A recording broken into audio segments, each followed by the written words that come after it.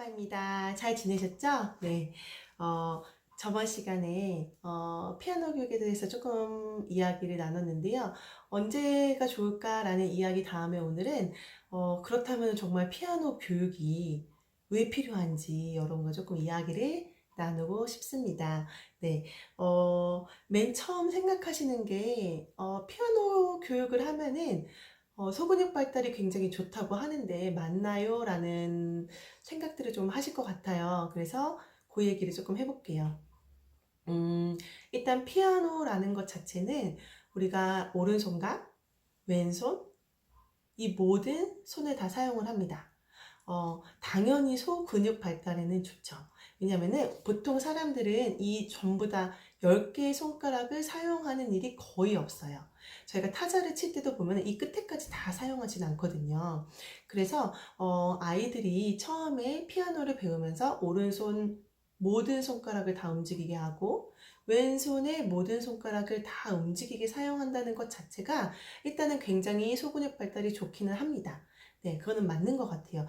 제가 저희 아이를 봐도 그렇고, 제가 저를 돌이켜봐도 그렇고, 그리고 제가 가르친 아이들을 봐도 그렇고, 이 소근육 발달은 굉장히 잘 되고, 중요한 거는 뭐냐면 이 손가락 끝에 힘이 굉장히 좋아져요. 피아노를 치려면은 이 손가락 끝에 힘을 사용해서, 이 끝에 힘도 사용해서 피아노를 쳐야 되기 때문에, 이 끝의 근육이, 힘이, 손가락 끝에 요 끝들의 힘이 굉장히 좋아집니다. 이 끝이 좋아지면은 어떤 거에 영향을 주냐라는 거를 이제 돌이켜 보니까 아이들 가위질 했던 거, 색연필, 그림 그렸던 거, 그리고 이제 초등학교 1학년이거든요. 저희 아들이 이제 2학년이 되는데 1학년 들어가면서 보니까 글씨 쓸 때 굉장한 도움이 되더라고요. 저희 아이 같은 경우는 많이 배우진 못했어요. 제가 방학 때 잠깐 가르쳤는데 방학 때 가르치면서 보니까 왜 우리 아이가 글씨 쓰는 걸 힘들어 했는지 그거를 알겠더라고요. 왜냐면 이 손가락 끝에 힘이 굉장히 약해서 무언가를 쥐는 것 자체가 굉장히 힘들었던 거예요. 근데 피아노를 하려면은 이 끝에 힘이 들어가야 되니까 끝에 힘을 주기 시작하면서 연필을 조금씩 잡는 게 조금씩은 나아지는 것 같은 그런 모습을 보였어요. 실제로 피아노를 어렸을 때부터, 그러니까 6살, 7살 때부터 친 아이들은 글씨를 잘 쓰는 아이들이 많습니다. 이 끝에 힘이 좋기 때문에 연필을 딱 잡고서는 글씨를 쓰거든요. 네, 그리고 그림 그릴 때도 굉장히 유용하고요. 글씨 쓸 때, 그림 그릴 때, 그리고 가위질 할 때. 이 모든 게 다 이 손가락의 소근육 운동과 연관이 있는 거라고 저는 분명하게 생각을 합니다. 그래서 어머님들이 생각하시는 소근육 발달에는 정말 좋은 것 같아요. 제가 생각해도. 또 하나 이야기를 하면은, 일단은 아이들이 그 피아노를 치면서 손, 눈, 그 다음에 머리까지 이 세 가지가 동시에 쓰여집니다. 그리고 귀로 듣고요. 이 운동을 하는 것 자체가 평상시에는 할 수 없는 운동이에요. 저희가 다른 운동, 뭐 합기도를 배운다든지 태권도를 배운다든지 수영을 한다든지 뭐 다른 운동에서는 제 생각에는 이렇게까지 치고 손을 움직이고 눈으로 보고 머리로 생각하고 귀로 듣는 행동까지 운동은 거의 많지는 않는 것 같아요. 있겠죠. 있겠는데 피아노 교육으로 그 효과를 보실 수가 있는 거예요. 그래서 이게 굉장히 아이들의 여러 가지 발달에 참 좋구나라는 생각을 했습니다. 또 한 가지를 얘기를 하면은 아이들이 악보를 보면서 작은 것 하나, 맨 처음에 뭐 바이의 1번에서 작은 한 단, 1번에, 그러니까 1번, 2번, 3번 이렇게 작은 것 하나씩을 치면서 아주 짧은 그 구간을 통해 아이들이 성취를 맛봅니다.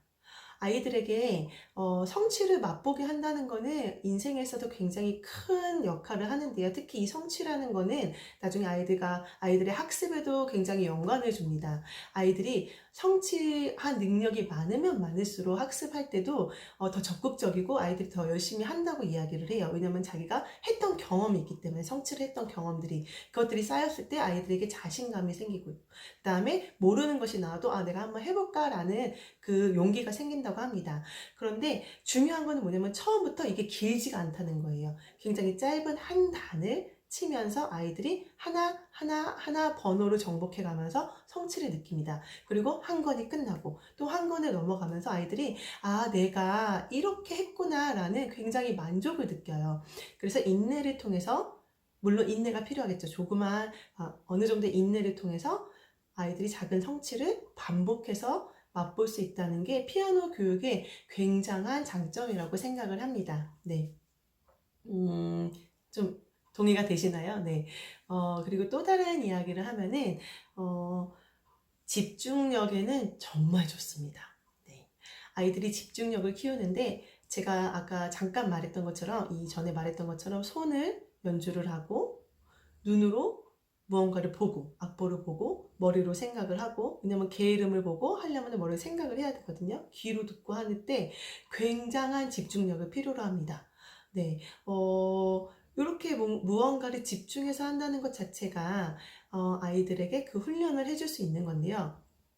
이때 어머님들이 주의하실 게 하나 있는 것 같아요.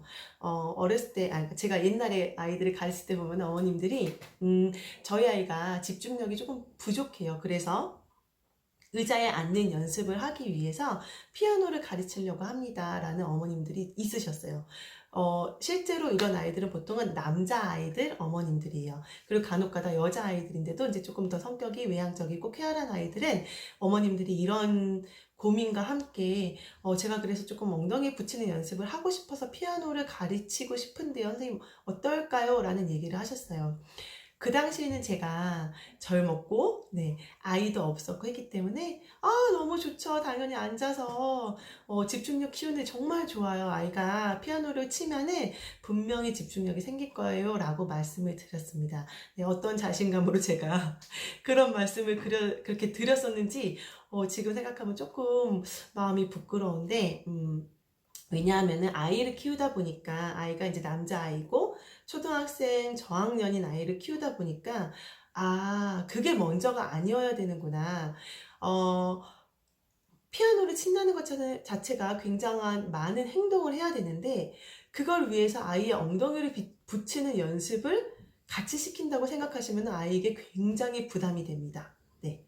눈으로 봐야죠. 손으로 움직여야죠. 머리로 생각해야죠. 굉장히 피곤한 일이거든요. 이게 쉬운 것 같지만 엄청난 피로를 줍니다. 그런데 엉덩이도 붙이고 앉아서 그게 잘 훈련이 안 돼 있는 아이들이 그걸 붙이고 앉아서 그 집중력을 발휘하여서 뭔가를 성공을 해야 된다, 성취를 이루는 것까지는 굉장히 힘든 거라는 생각을 했어요, 이제.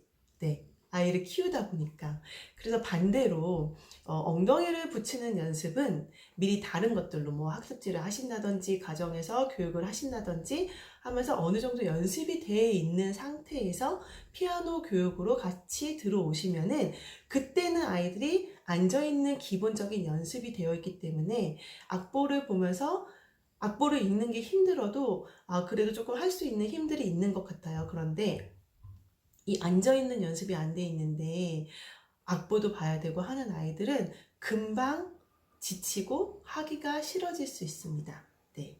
악보를 보면서 개 이름을 읽는 것 자체가 이미 너무 복잡하기 때문에 앉아있는 것도 힘들고 하는 아이들은 정말 힘들 수가 있어요. 그래서 반대로 생각을 좀 하셔도 좋을 것 같아요. 근데 집중력에는 정말 좋습니다. 조금만 훈련이 되어 있다고 하면은 이 악보를 보면서 특히 나중에 한 체르니 100번 정도 하면은 뭐 학원이든 개인 선생님이든 해서 보통 학원들에서는 또 굉장히 많이 아이들을 대회를 내보내십니다. 뭐 급소시험이든지 뭐 이런 걸 하는데 그때 아이가 한 곡이라도 외워서 쳐야 되거든요. 근데 무언가를 외운다는 것 자체는 엄청난 연습량과 함께 집중을 해서 해야만 그것을 해낼 수가 있어요. 그래서 아이들의 집중력 향상에는 정말 좋은 악기입니다.